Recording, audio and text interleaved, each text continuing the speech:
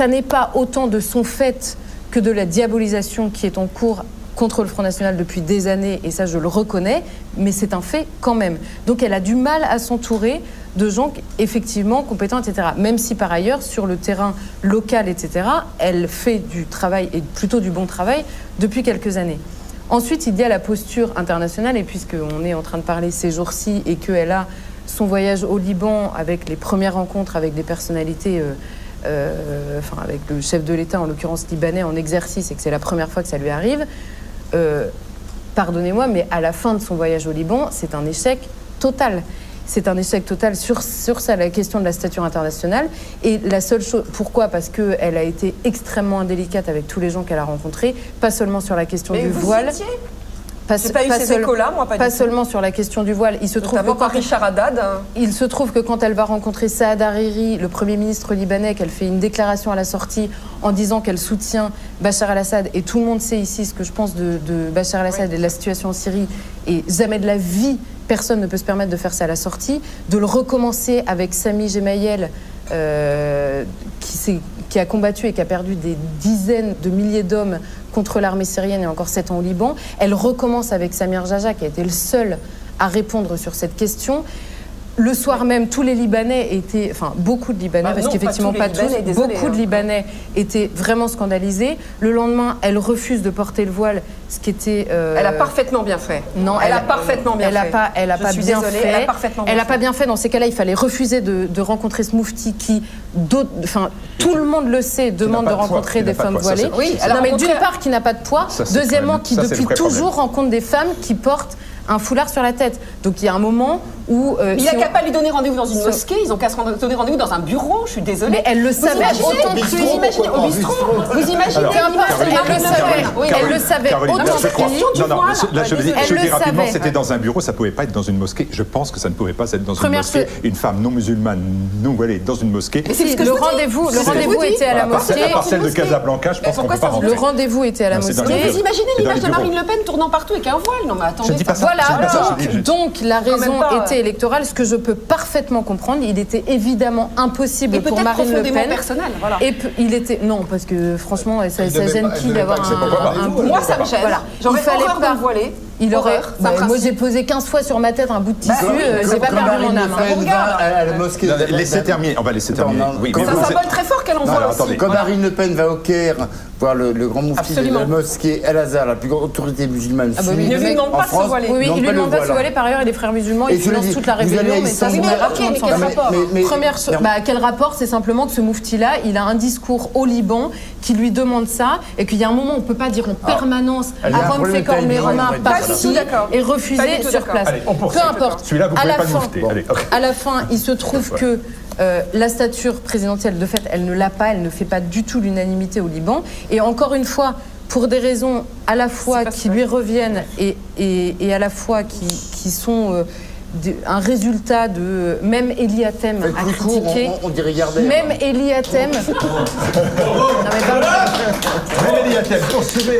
Même Elie Hatem a critiqué en disant qu'elle n'avait pas été à la hauteur et que c'était pas possible de se comporter comme ça. Elle a reçu un très bon accueil des chrétiens du Liban. Très bon accueil, excellent. Pas de tous. Edith Rambic, oui, bah oui. On a une envoyée spéciale au Liban dont on a eu d'autres échos.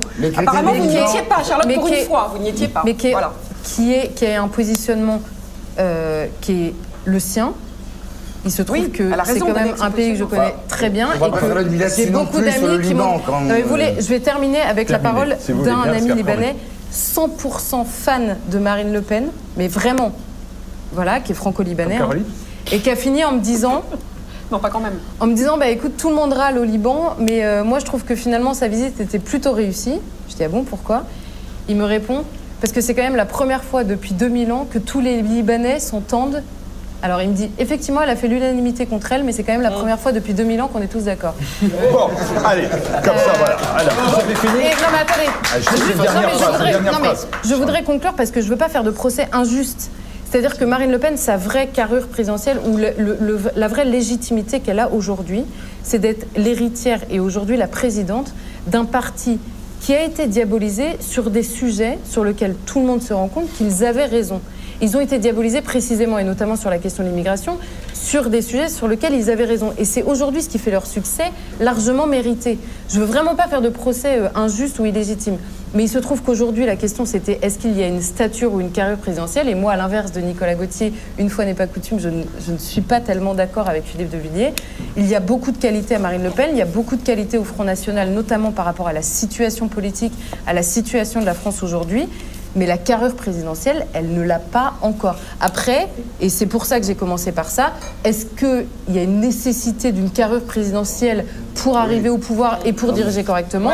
Je ne réponds pas à cette question. Alors, allez, je donne la parole. Je donne la parole à Romaric, qui a été particulièrement sérieux. Voilà. Et je me demande d'ailleurs si c'est un sujet.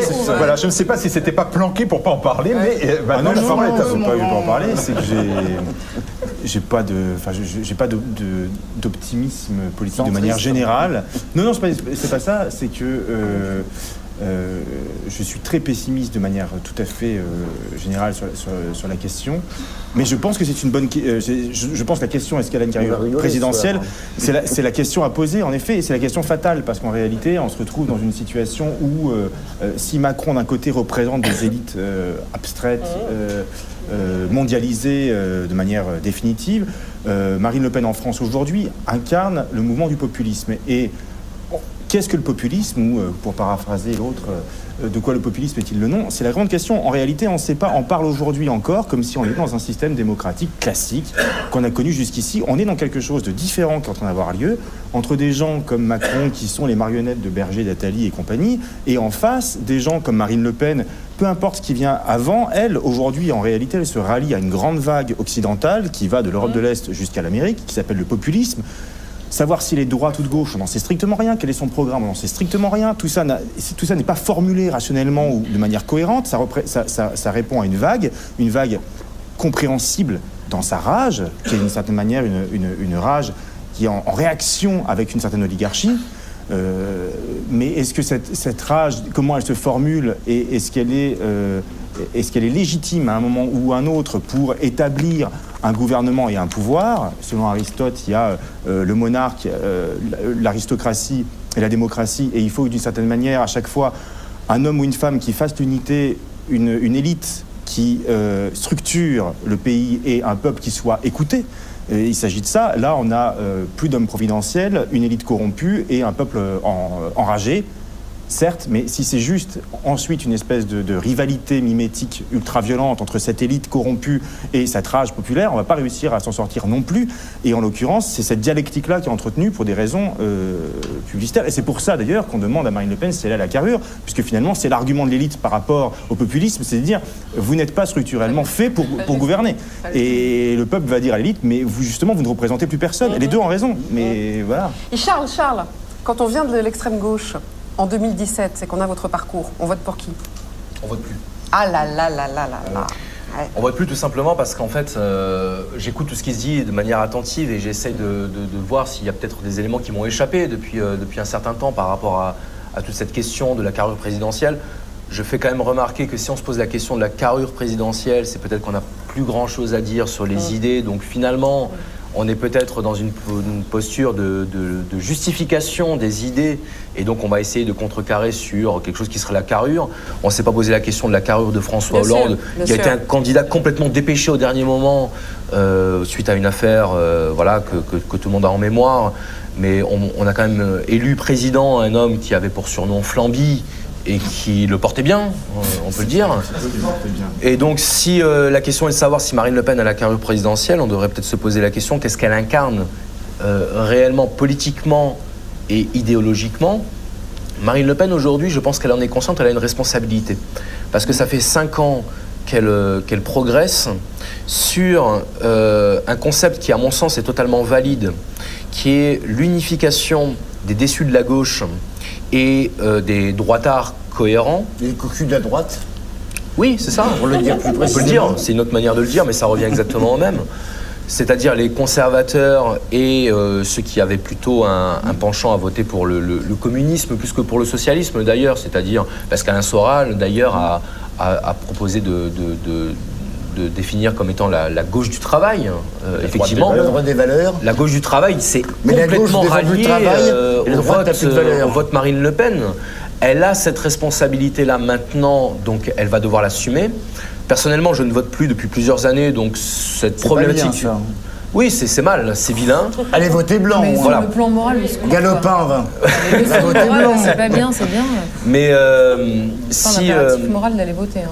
Si. Non. En 2017, oui. Non, jamais de la vie. Passons le temps. Oui, Stéphanie Bignon. Non, mais carrure présidentielle ou pas, comme on dit la vérité si je mens, il faut laisser la chance au produit. Bah ça, c'est bien la première fois. Ça croit pas pire que les autres. Donc allons-y, les gars. Ne ramène pas à Macron. Il est bon, mon produit. Bon Dieu. C'est pas très métapolitique, j'en conviens. Mais donc vous ne votez pas, je ne sais pas là moi pour vous juger. Non, c'est ça, voilà. Donc du coup, Marine Le Pen, aujourd'hui, a les cartes en main pour peut-être éventuellement incarner un positionnement nouveau qui puisse être cohérent. Je pense malgré tout que la souveraineté nationale étant fortement malmenée depuis quelques années, je doute qu'elle ait les moyens, les capacités matérielles de mettre en œuvre le contenu de son discours. Je pense qu'elle peut, pour certaines personnes, incarner un espoir de renouveau. C'est un espoir que je ne place pas. C'est pas pour vous le PPDC, le plus petit dénominateur commun? C'est-à-dire, ça correspond à ce que je vais revenir à ma position romantique. Je pense que si on attend encore d'un représentant politique qu'il incarne le changement et la justice, on va attendre très longtemps. Oui. Là-dessus, je suis assez platonicien. Je pense que tout homme au pouvoir, quand bien même ce serait une femme, devient méchant. Et je pense que le pouvoir corrompt par nature.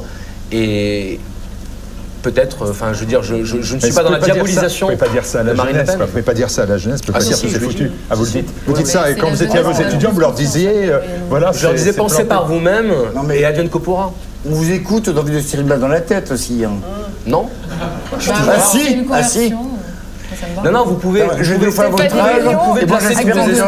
Vous pouvez placer tous vos espoirs dans un homme providentiel ou dans une femme providentielle. Et vous pouvez ça vous regarde. Mais ce que je veux dire, c'est que vous pouvez aussi considérer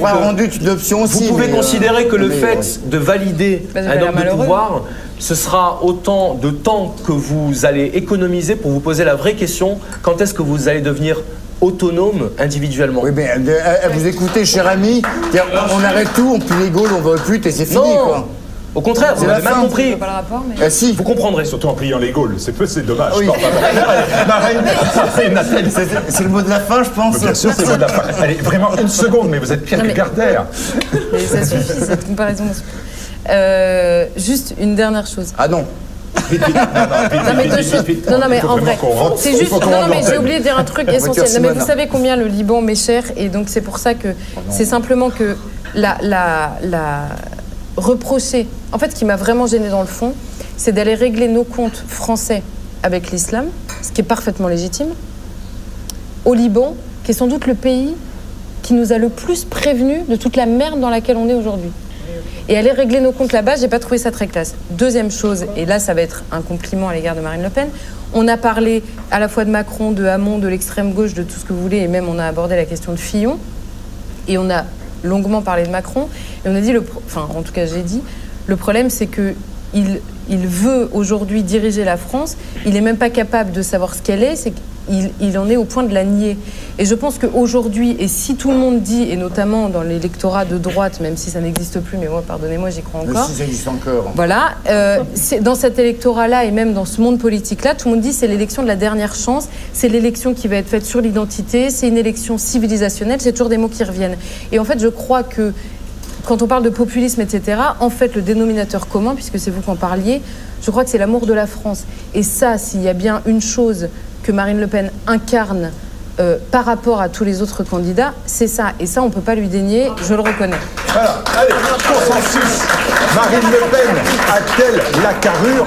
En attendant, derrière, ça va pas fort. Marine a-t-elle la carrure présidentielle? En attendant, dit Fillon, quelle droite? Marine Le Pen ne veut pas se voiler, elle au pouvoir, c'est l'islam à poil. Et puis non pas voiler, mais voter Marine, c'est bien évidemment un message personnel d'Ignace. Merci beaucoup de nous avoir... La suite pour vous, l'actualité après ce bouquin, votre actualité? Alors J'ai également... Oui, si, j'en profite puisque vous me donnez l'occasion. Alors j'ai sorti ce livre et j'ai parallèlement sorti un petit livre qui s'intitule Tous philosophes, qui n'a strictement rien à voir ici avec un positionnement politique, qui est un petit livre de vulgarisation philosophique dans lequel j'invite tout